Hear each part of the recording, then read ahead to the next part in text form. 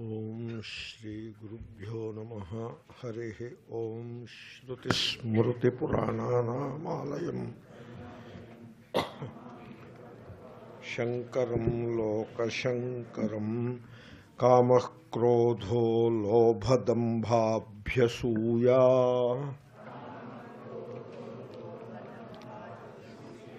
Ahankarerishya Matsaradhyastu Ghoraha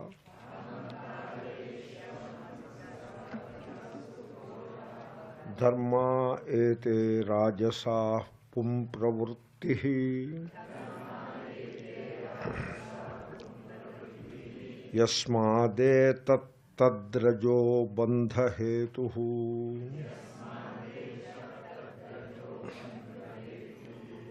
Say, I talked of it, jealousy. That jealousy corresponds to Irshya, not Asuya.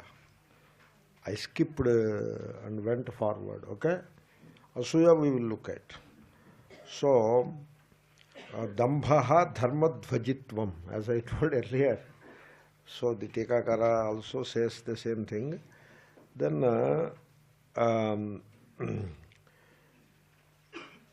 yeah. Lakshiyamana vastu aparityagechha yatha rajakeya dupanat nodakampaha iti vrittihi. Anyway, so Asuya we have yet to see. Asuya is guneshu doshapadanam. Asuya. Irshya is jealousy. In Sanskrit, Asuya means you try to present a good quality of the other person as a bad quality. That is Asuya. Like somebody keeps quiet, doesn't talk much, keeps quiet. So you say he is a very arrogant person, like that. So keeping quiet need not be arrogance, you know. You interpret wrongly. Suppose he talks less. Oh, he is very proud person, full of pride, that's why he is talking less. Like that you misinterpret. So, like suppose he keeps his head down. Oh, he is afraid of a crowd, this and that. Like that you misinterpret. Always try to misinterpret a good quality that is found in others. That is called Asuya. Guneshu doshapadanam. It is a guna, but you present it as dosha. Therefore, Irshya is jealousy. Then we come to Ahankara and Matsara. So these are all interrelated, you know. Matsara, Irshya, they are interrelated. Matsaryam and Irshya more or less one and the same. But when they are used together, you have to show some difference. Otherwise it becomes meaningless repetition. So, I depend upon the Tikakara, hoping that he will help me to some extent, but he doesn't seem to help you. These Tikakaras, sometimes they help very much, but sometimes not. He gives an interesting, some funny looking meaning. It is also a variety of jealousy only, but sometimes you have the jealousy and feel unhappy about it. But some other times you have the jealousy and you pursue that jealousy and it translates as some injustice or wrong that you do to the other person. So, you see, jealousy that stays with me will make me suffer. But if the jealousy translates into some vengeful action, that it will make the other person also suffer. Other person suffers more, really speaking. So, that kind of an activity, you call it matsara, means the attitude of the mind which pushes the person into such vengeful, vindictive activity is matsara. Then ahankara is there, I will come to that. So all these bad qualities are the direct outcome of rajoguna. And you see, generally a worldly person is supposed to be very greedy, and a religious person is supposed to be very generous. But it may not be like that. It may not appear, in the world you may not find it that way. You find the religious person quite often is very greedy, and the worldly people who don't know much of religion, who live their simple life in the world, make their money and enjoy their pleasures, they seem to be more generous quite often. So, therefore, whether a person is worldly or religious, that is not the point, whether the person is spiritual or not. So our effort is to understand the spirituality. Thereby, we transcend both worldliness and religiosity. Both you have to transcend. Maybe religion is a step in the right direction. A worldly person becomes religious and practices religious vows, etc. for some time and goes through that discipline. And it is a very strenuous discipline. It demands a lot of energy and effort on the part of the seeker. And having gone through that, you eventually move out of it or move away from it. I mean, you transcend it into spirituality. That is the way you have to understand. And therefore, religion should become a means of moving forward. It should not become a point that keeps you stuck there. In the field of spirituality, you come across many people who are stuck at different levels. That is a very common observation. So they come somewhere on the path and they get stuck there. In fact, one Mahatma described, some people are stuck at the Annamaya Kosha level, some at the Pranamaya, some Manomaya, then some Vijnanamaya and some Anandamaya. They are stuck at different levels. Annamaya means just taking care of the body and putting all emphasis on the body. That is Annamaya.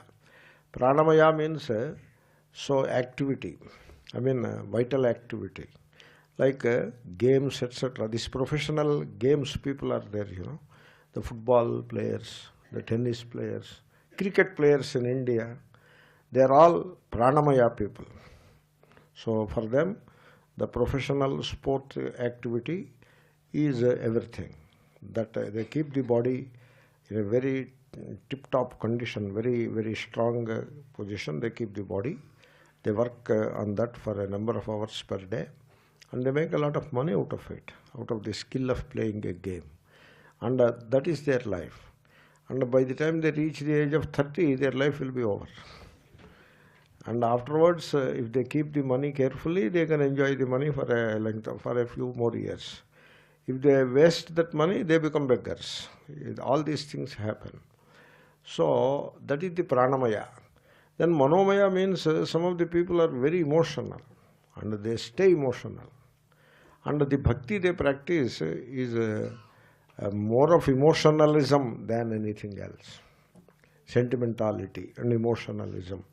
They give the color of devotion to that emotionalism. And that is also, on the way you can go through that for a while, nothing wrong in it. But you have to move forward. But they don't move forward, they get stuck there. And then the Vijnanamaya is the scholarly people. For them it is all scriptures, one scripture after the other. So first Tarka Sangraha, then Nyaya Bodhini, then Deepika, then Muktavali, this, that. Then there is a value in all that.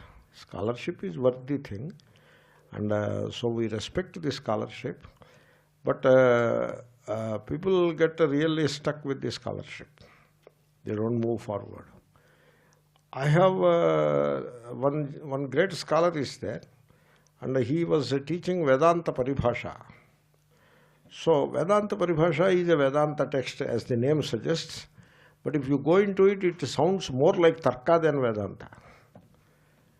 It is not a happy, comfortable text which gives nice concepts of Vedanta to you. It is not that kind of a text. It pulls Vedanta into a lot of semantics of Nyaya, and very hair-splitting kind of Nyaya is employed to understand the vision of Vedanta. The text itself is like that. And then this scholar, only a scholar can teach it, not an ordinary guy cannot teach it. Some Half-baked Vedantin cannot teach it. One should be a very well-established scholar. And he is a scholar and he is teaching it. And I was curious. It is generally when somebody is teaching, we want to listen to. Baladapi subhashitam. So we want to listen to. A nice thing to listen to. Sit and listen. And some good points will always be there. And that too, he is a scholar. And so I was listening and listening. I found, ultimately I noticed that he teaches it like a Nyaya text, not like a Vedanta text. Just like a Nyaya text. Nyaya is the Indian logic. Like that he was teaching it. He doesn't bring the vision of Vedanta. Vision of Vedanta is very lovable and it just touches your heart. Whereas the Nyaya, it only challenges your brain cells, nothing more to it. So like that he was teaching it. Then I understood, oh, this gentleman, God bless him, he is a great man, but he is stuck with the Vijnanamaya Kosha. Then Anandamaya is Bhoga people. They are always interested in pleasures, one kind of the pleasure or the other. This is how people get stuck at various levels. Which people? The people who are supposedly pursuing spirituality, they, not the worldly people. Therefore, in the path of spirituality, one should be very cautious and one has to check whether am I stuck at a point on the way or am I moving forward. So that kind of introspection is very essential. Anyway, so coming back to the point.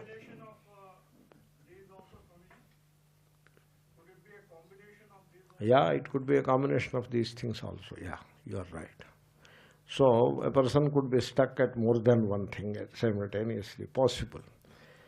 So then coming to ahankara. You see, ahankara is the sense of me, capital I, no. That is not ahankara, that is aham.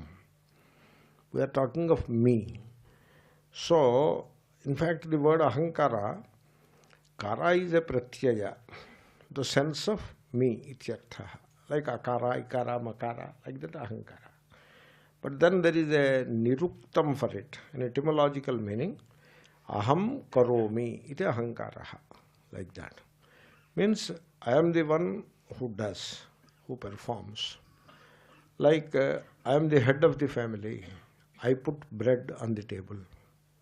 I feed my wife and children.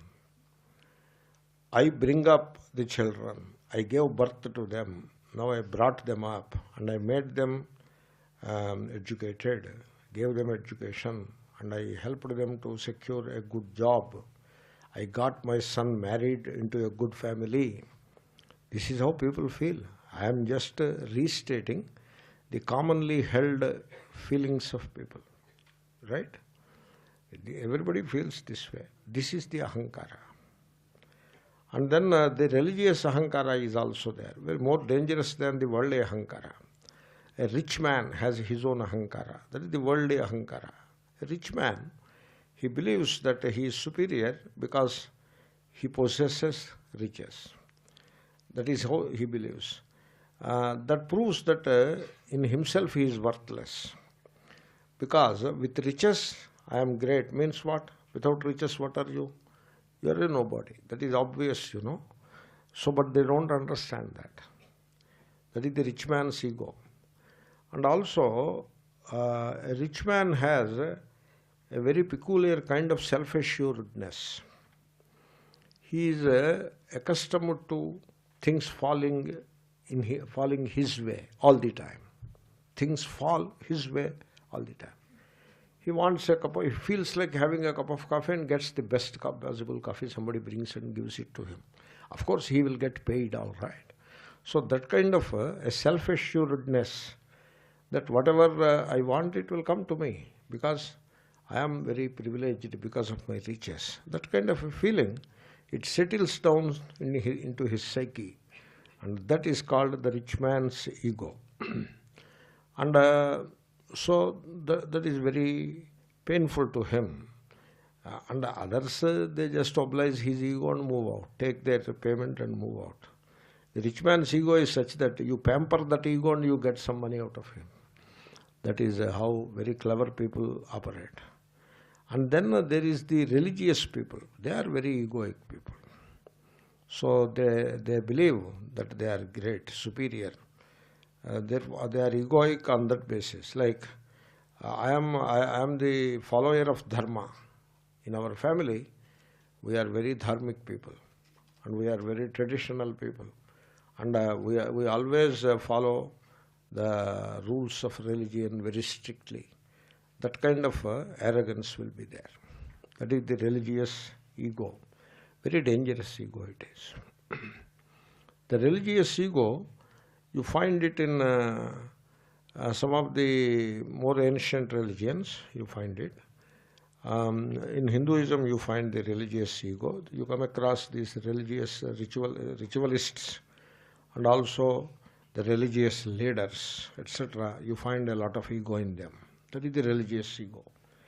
And then in Abrahamic faiths, there is another kind of religious ego. They believe that they are pious and everybody else outside their religion are heathen, are unfit people. And just because I belong to this religion, I am superior. That is how they feel.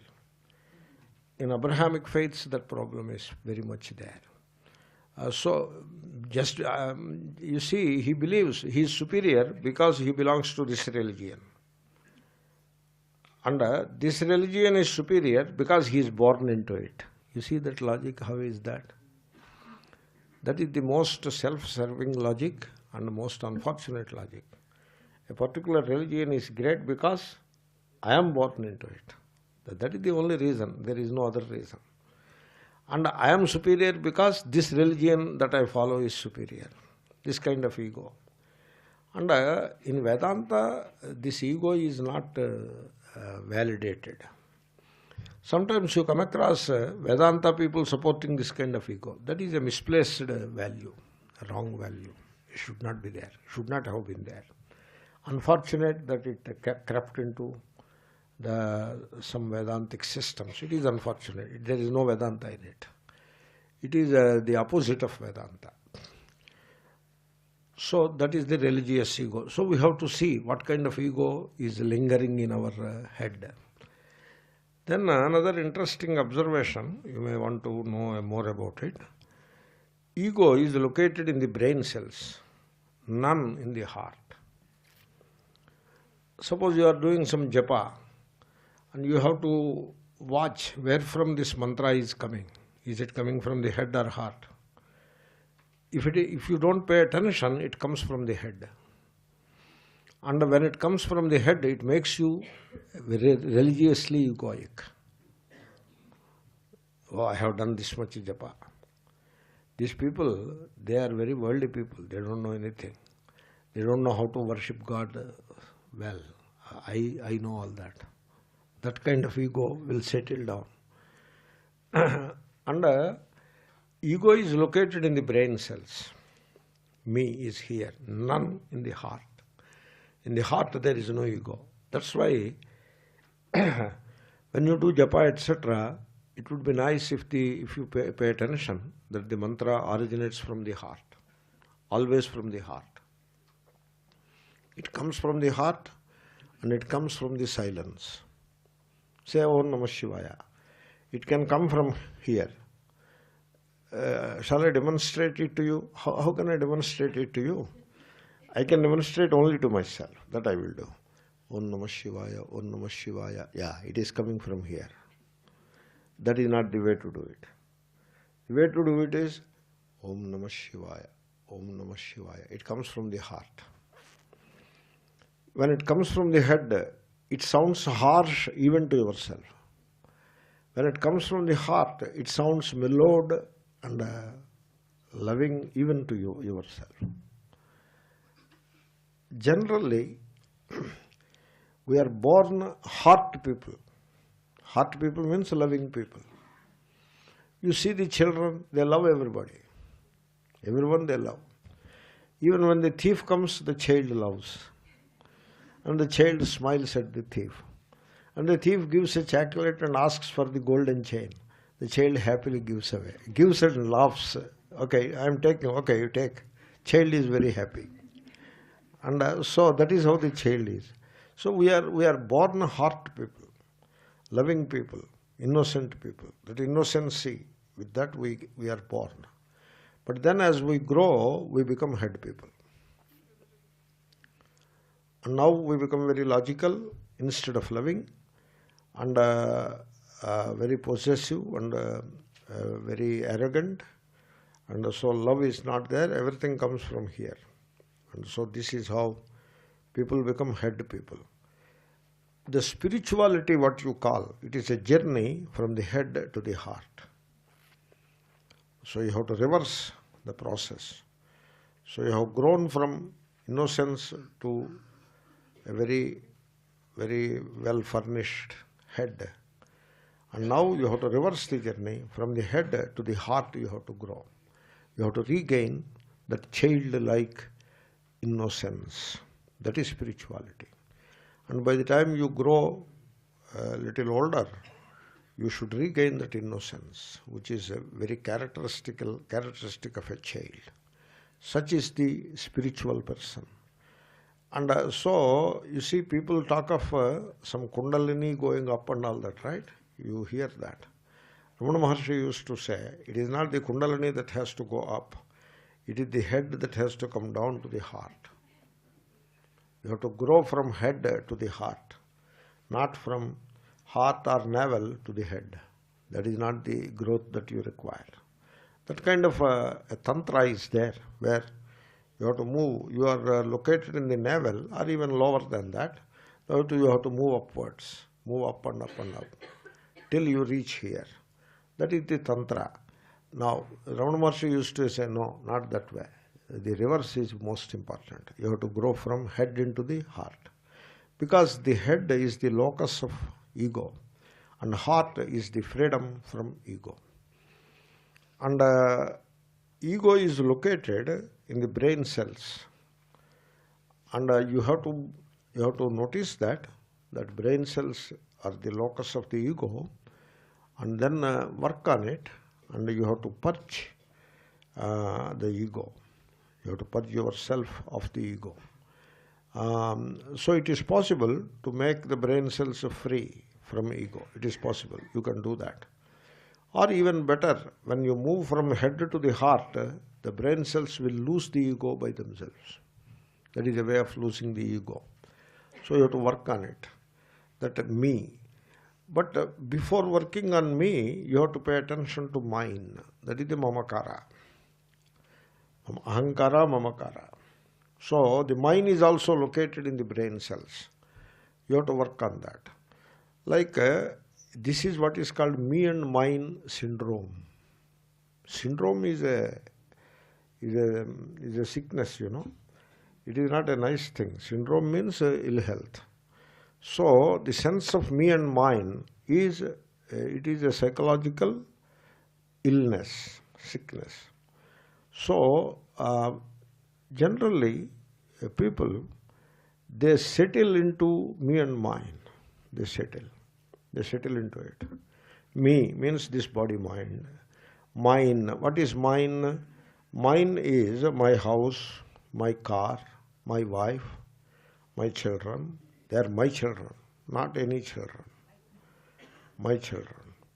And then even after grown up, my son, my daughter.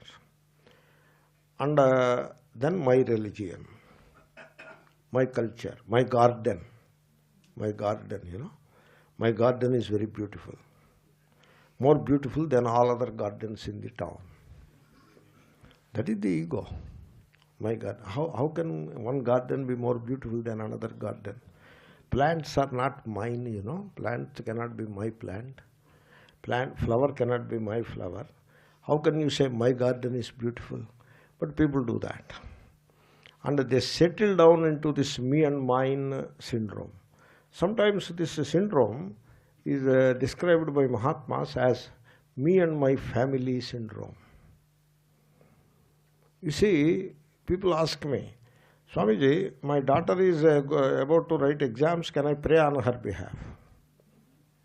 Now, suppose I say, Why should you pray? She should pray. Suppose I say, then, oh, this Swami is against prayer.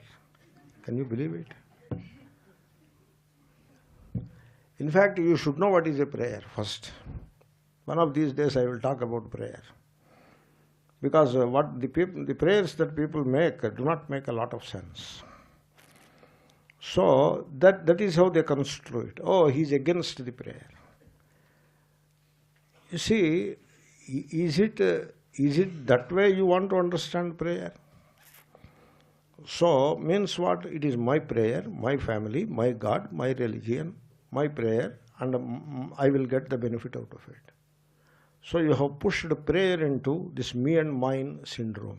You have locked up prayer into that syndrome. That prayer has lost its value. It becomes very selfish effort. Prayer itself becomes a selfish effort.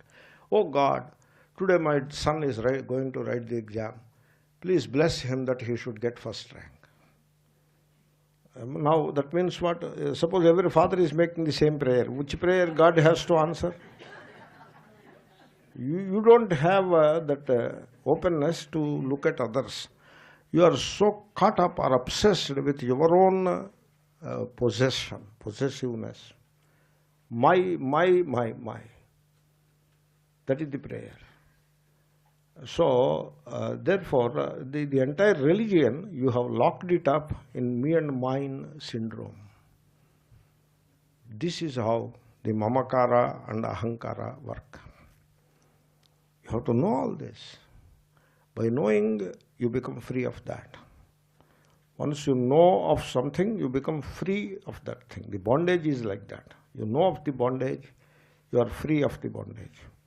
So this me and mine is a syndrome. People have to understand it. When in a family situation, you fix yourself into me and mine syndrome, me and my family syndrome, then all effort by you, all the money that you make is for you and your family. All the comforts that are available in this world, given by God, like a beautiful scenery, nice weather, and lot of wonderful food, all of these things, they are meant for me and my family. We should get the best all the time. And then the religion should serve me and my family.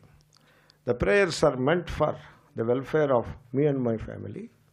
So this way, the whole thing, the me and my family becomes like an enclosure. And within that enclosure, you live. You means not the nice people sitting here, that is their style of speaking. So that is how people live.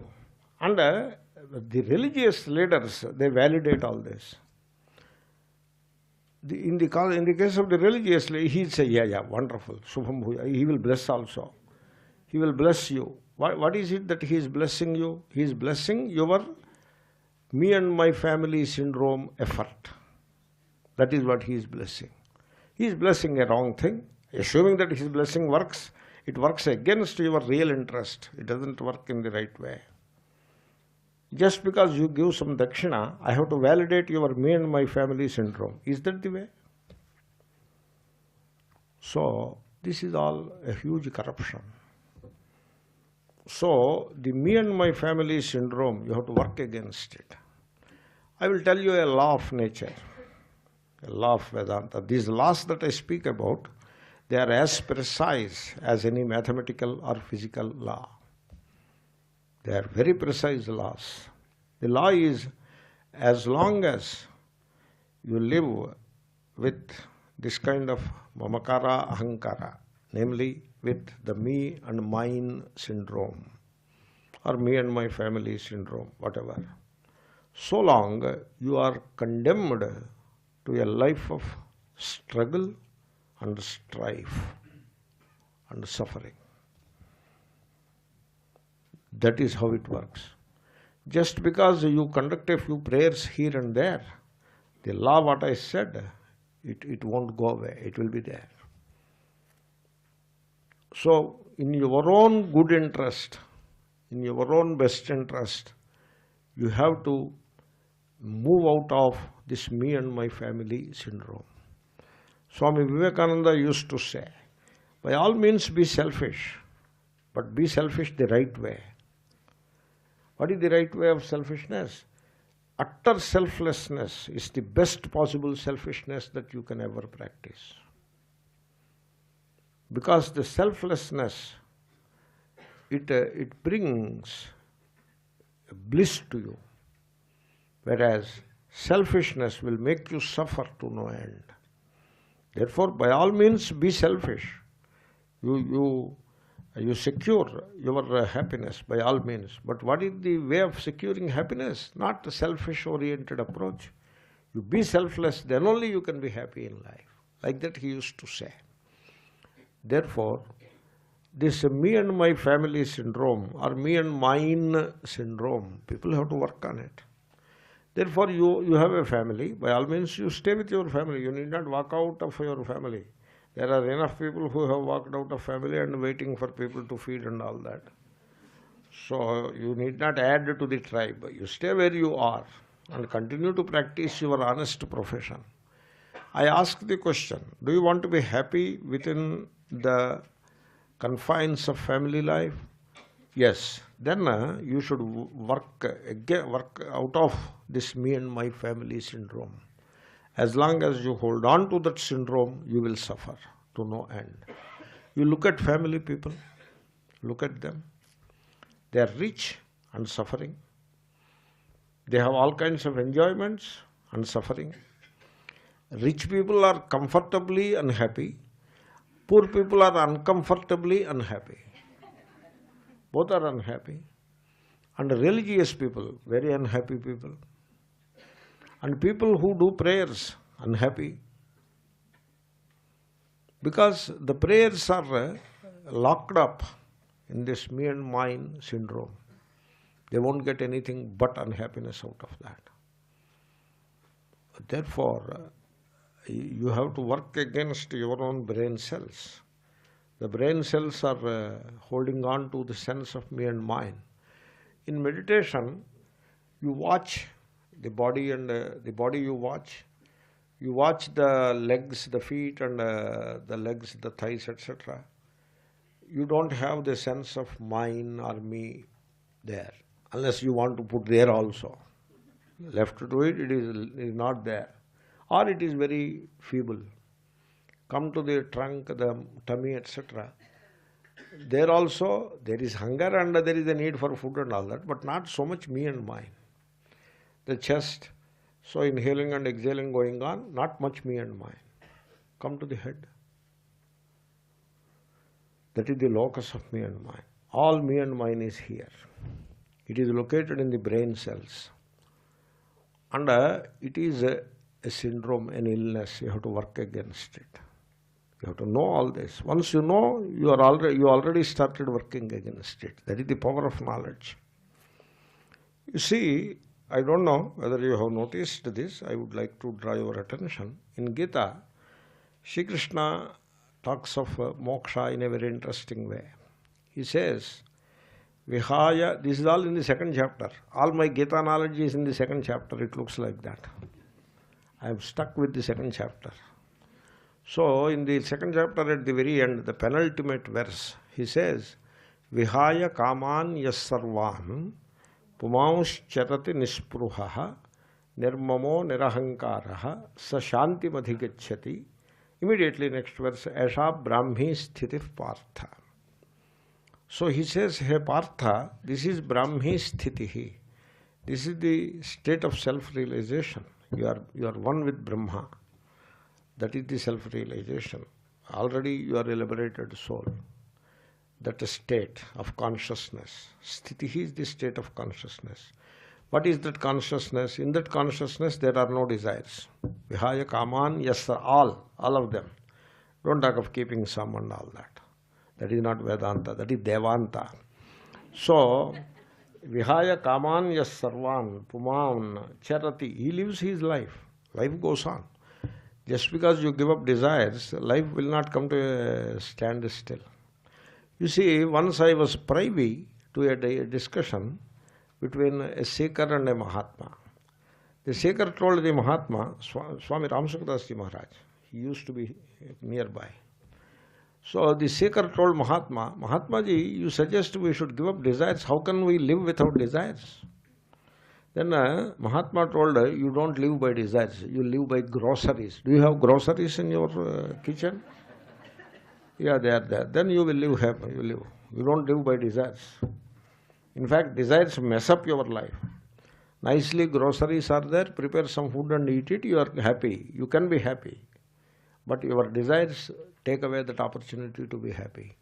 Nobody lives by desires. People live by food. That is what the reply he gave. Very amazing reply. Therefore, vihaya kaman yas sarvan puman. Puman is the human being who gives up all the desires. Charati, he lives his life. Nispruhaha. Spruha is even the vasana of the desire, because desire is already given up. Now spruha cannot be desire anymore. Another context, spruha could be desire. But here, the vasana, the very mentality that promotes desires, you give up. So, first you start giving up desires. Gradually, the attitude of desiring itself will go away. So, it happens like that. First you have to give up, some desire comes into the mind. Then, okay, why we are sadhus, why should we have this desire? We will live without it. So you give it up. And then after a while you see that no desire comes into the mind. Utterly free from desires. When was the last time I desired something? Suppose you look at yourself like that. You don't get an answer because you don't remember when it was you desired something last time. That kind of a consciousness will develop. The attitude of desiring itself will vanish. So you have fulfilled one wonderful condition already, consciousness. And then nirmamaha. Work on this thing called mind. And reach a point where you do not look at anything as mine. It is very simple. You live in a house. It is not my house. It is only house. And then you show love to your spouse. Don't dominate her by saying my wife or my husband. So love is enough. You need not say all the time wife, wife, wife, wife. And you need not, even worse, my wife, my wife, my wife. You don't need all that. My husband, my husband. All that you don't need. Suppose you have a looking glass.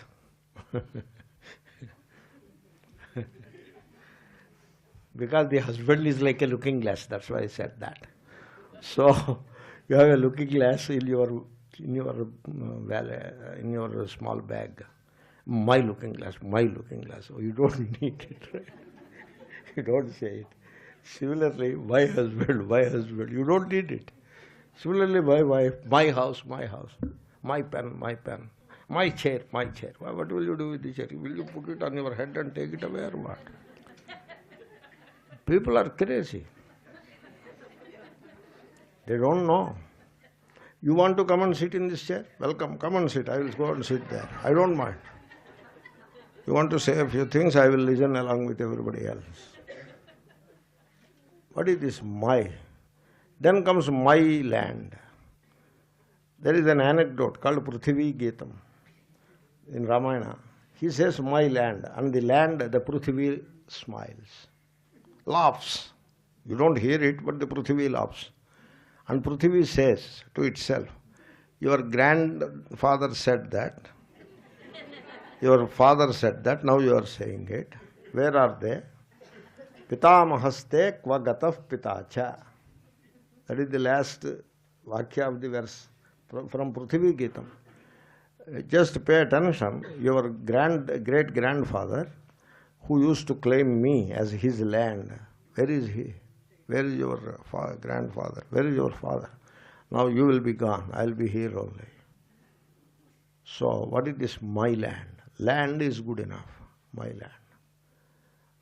And then my religion. What do you mean by my religion? You know what it is? My belief ityartha. So how can your belief be superior to somebody else's belief? To begin with, it's a belief. And that is superior to somebody else's belief. No, though I say my belief, I respect other beliefs. Yeah, today you respect other beliefs because you are not provocated enough not to respect other beliefs.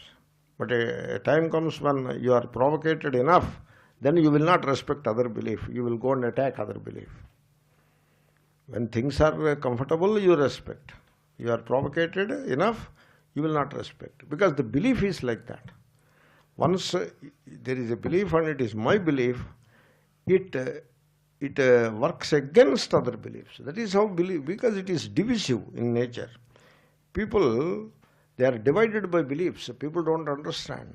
People are divided by beliefs. Like agricultural science, does it divide people? Rocket science, does it divide people? The automobile engineering, does it divide people?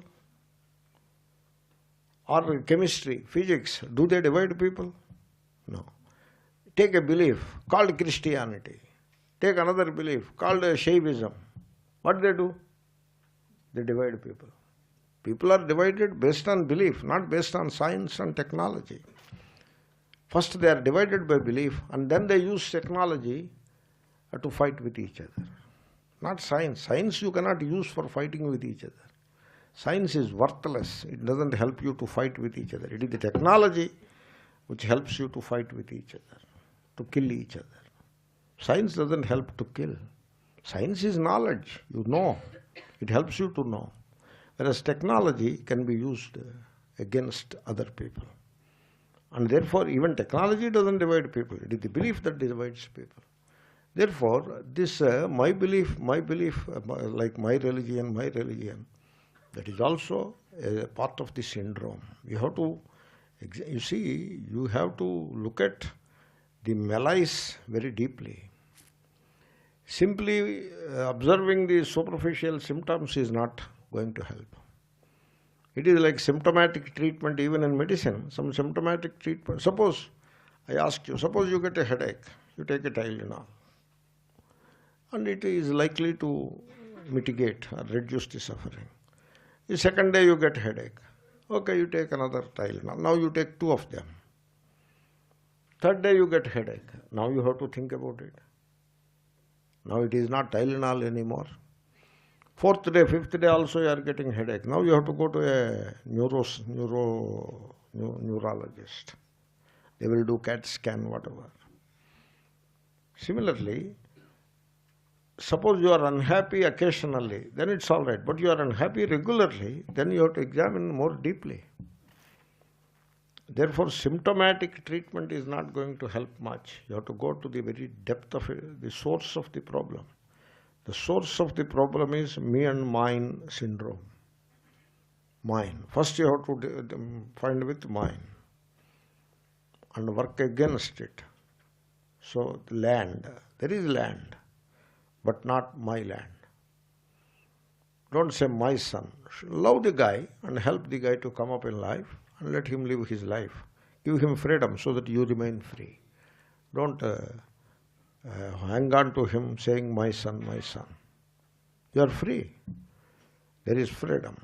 Therefore, I really mean this verse. So, nirmamaha. So, you have to work on this my thing. So, a stage comes in the consciousness, the brain cells, they don't project any mineness. Mama kara. Mineness. That is gone. Nirmamaha. That is called vairagya. Giving up mamakara is called vairagya. And then comes ahankara. Means identification with the body-mind. We have seen a lot of it. When you identify with the body-mind, then the movement of the mind becomes my movement. I become the one with the movement. So mind is sukha. So I am sukhi. Mind is dukkha. I am dukkhi. Like that it works. Then with the body. And then the various actions performed. So I become the doer. You become the doer only in identification with the organs of action and the body. Organs of action and body go together. Body the locus, organs of action. So you become the doer by identification with the body-mind.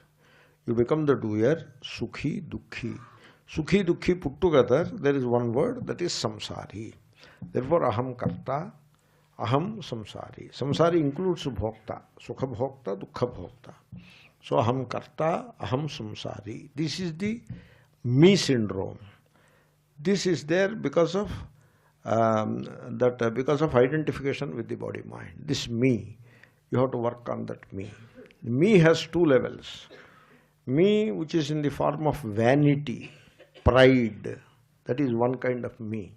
I am a scholar, I am a rich man, and I am spiritual. You see, I have seen one elderly person, very orthodox guy. These orthodox people are very funny tribe it is. And they are becoming extinct also now. The tribe is becoming extinct because the society doesn't support it. The times do not support that. Therefore they become extinct. One after the other they will be gone. And the young people, they don't come into it. Very few come into it. Therefore it will vanish slowly. So this orthodox gentleman, he was wearing a kosher dress. I mean, he wears a dhoti, etc., which is kosher.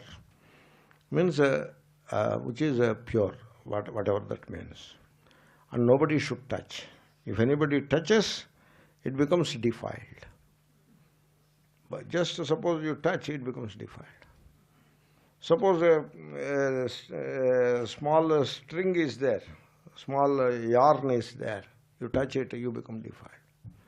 And now this man is doing worship, doing puja, some kind of a worship. And then a child, 3-year-old, 3 or 4, he went there and touched him and went away. He did not want to touch it, but just like that he touched it.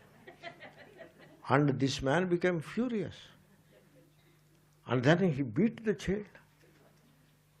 Very insensitive, no tenderness in this heart, in the heart. He beats the child. 4-year-old child he beats. Because the child made his spiritual practice disturbed. He disturbed his spiritual practice. He defiled. What is that defiled? What is it that gets defiled? Body? You are not the body. Let it be defiled. What is there? Go and jump into the lake one more time if you wish. Why should he be so insensitive?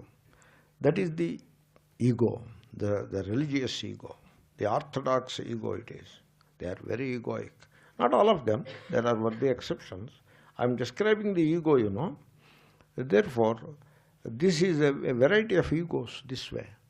And then more fundamentally, this is the contextual ego. More fundamentally, the identification with the body, I am the doer and I am the samsari. That is the final ego. You have to work against all of that. You are a doer only in identification with the body and organs of action. You are an enjoyer only in identification with the mind and the sense organs. That is the doership and enjoyership. That is how it works. You stop identifying. How not to identify? Develop that inner space. That is how. That is, you have to work on it, and gradually the sense of me will be gone. This is what I was saying. You observe without the center. Center is the me. You observe without the center. Suppose I look at you with the center, me, with the sense of me, then you should be wary of me. Why are you looking at me like that? Like that you should question. But suppose there is no center. I am looking at you. This is what is called casual looking. There is no intent behind it because there is no center. I am just observing. Everything I am observing in the way you are there, therefore I observed you also. That is fine. There is nothing wrong in it. So, there is a thing called observation without the observer. There is knowledge without you being the knower. You need not become the knower. There is knowledge in the brain cells. It is stored. Fine. You need not develop a sense of ego based on that storage. This storage will be there for a while and then it will be gone. Then your ego will suffer a setback. Therefore, the sense of me, you have to work against it. You practice it when somebody talks ill of you. This is from Gitanjali of Rabindranath Tagore. When someone speaks ill of your good, he violates your sensitivity or sensibility. You accept all that with an inner smile. Inner smile. Now you don't smile outwardly, because the other person will be hurt if you are smiling. With an inner smile, you accept all that. That is victory. The name of the poem is That is Victory in Gitanjali by Rabindranath Tagore. Therefore, that is victory. When the other person speaks ill of the good that I do, I know it is good, but he speaks ill of it. Doesn't matter. He or she. You smile. Inwardly. That is victory. Means the ego is totally gone. You know why? Because do you get hurt? Suppose the answer is yes. Then do you know what is it that is getting hurt? The body doesn't get hurt. Atma doesn't get hurt. It is the ego which gets hurt. So, shariram yadi nindanti. Shariram yadi nindanti. Mama anugraha eva. Tat. Something like that. Atmanam yadi nindanti. Swatmanam nindanti te. Or nindayanti te. Nich.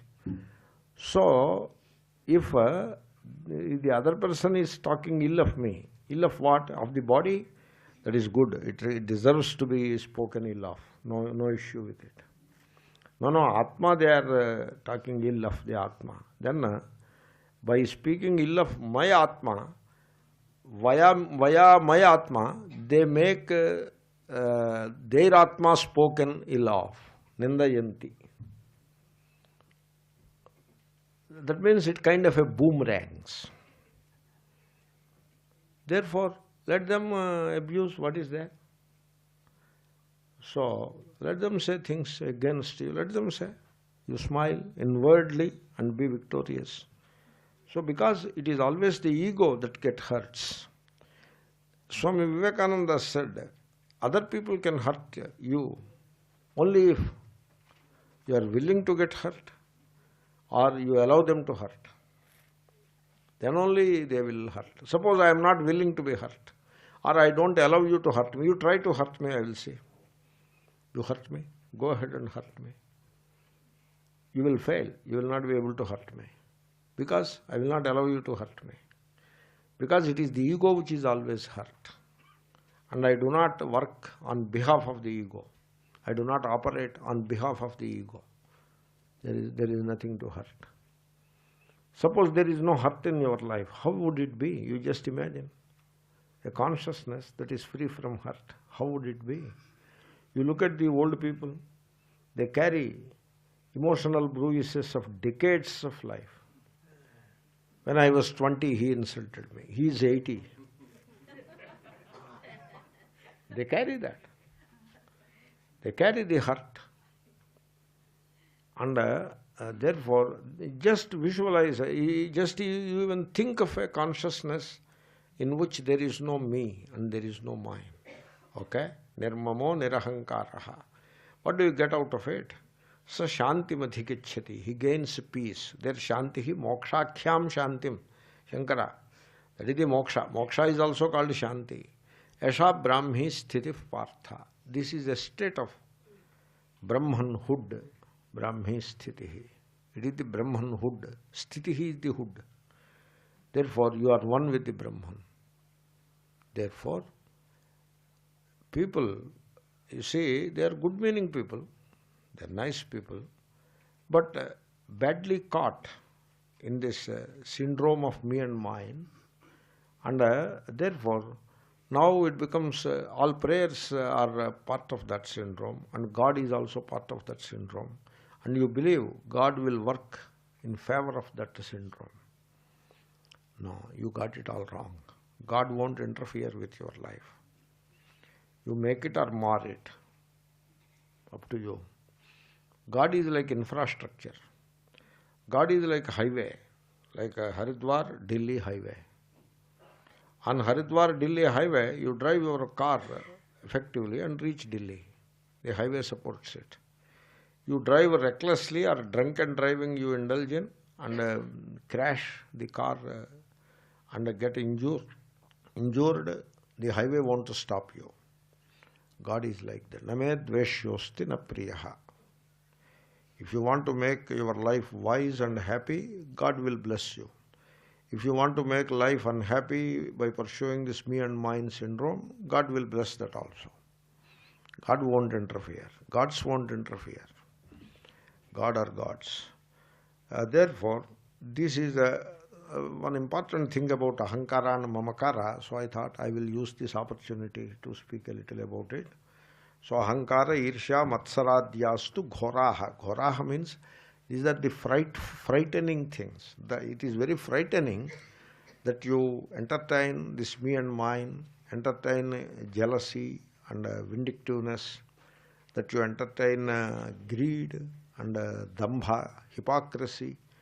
You still entertain these things. It is the most frightening thing. That is the meaning of ghoraha. And all these qualities have their origin in the rajoguna, rajasaha. And this kind of, you pursue these qualities, live this kind of life, and function in rajoguna, this is the bondage. Very good. We are done with that verse. The rajoguna is over. Now we come to tamoguna. Esha vrutirnama tamogunasya shaktiriyaya vastvavabhasate nyatha saisha nidanam purushasya sansrutehe vikshepa shakte prasarasya hetuhu. So here he is saying, of course we will be discussing this verse a little more in tomorrow morning class. It is the avrutihi, means covering up, covers up. That is called, covers up the truth, covers up the reality. That cover up is called tamoguna, tamas. Like you are standing in a room, and in the room various objects are there. You have the eyesight. You will be able to see all those objects. Seeing is you knowing, seeing is knowing, and they are there, everything is there, but it is dark. Therefore, you are endowed with eyesight and objects are there, but the darkness will stand as a wall between you and the things that you want. That is called avrutihi. So, this darkness, it looks as, that is the expression, that is how people talk. They say the darkness has covered the objects of the room. It is said like that. Nothing wrong in it. Everybody uses that kind of an expression. But really speaking, darkness covers only your eyesight. It doesn't cover up the part. What is there to cover up the part? It covers up your eyesight.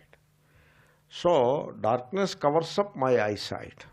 You have to understand it that way. That will be better.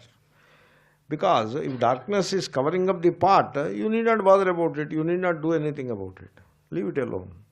So darkness will be there. No, it is covering up my eyesight. Then you have to work against it. Then it becomes imperative that you light a lamp. Because it's a cover to your eyesight. Now I will ask you, the clouds, do they cover up the sun or do they cover up your eyesight? They cover up your eyesight. But what we say, they cover up the sun. Ghanachanna drishtihi, ghanachanna markam. Like that there is a verse in Bhagavatam. Astamalaka. Okay. Is it like that? I did not know that. This verse I knew from Bhagavatam. It is there in Bhagavatam also, somewhere. So, the clouds cover up my vision. Now, one more question. In the process I am asking, the class has come to an end. I will do the verse later. The moon, will the moon cover up the sun or your vision? It covers up your vision. It doesn't cover up the sun. If moon goes anywhere near the sun, it will evaporate. There will be no moon left. So, moon doesn't cover up the sun. Moon is too far from the sun. Sun is too brilliant to be covered up. It only covers up your eyesight. So, therefore, this ajnana, it covers up your vision, your understanding, it covers up. Thereby, vastu avabhasate anyatha. That is what he says.